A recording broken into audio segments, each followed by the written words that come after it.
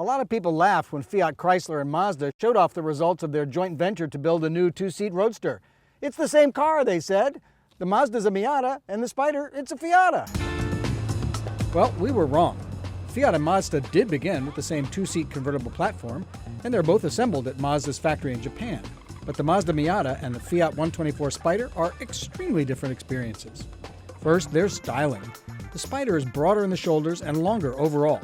These classic lines make it look more retro and more European, an appealing reminder of the 124 Spider of the 60s and 70s, which became the best-selling Fiat ever in the US market. Second, there's the engine. The Mazda uses a traditional 2-liter 4-cylinder engine built in Japan. But the Spider uses a 1.4-liter turbocharged engine made in Italy. Fiat has upgraded the suspension on this Spider from what you get on the Mazda. That means it handles a little bit more like a race car and is a little bit more fun to drive.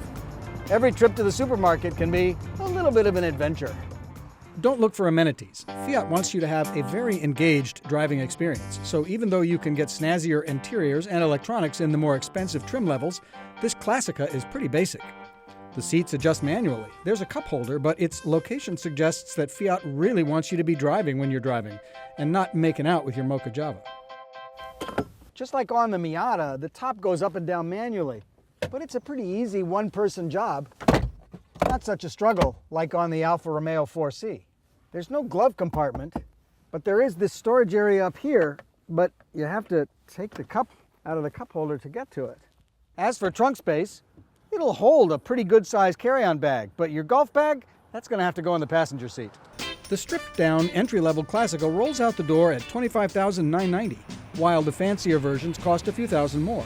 Is that a good deal? Well, time will tell whether the new Spiders suffer from the earlier Fiat dependability issues.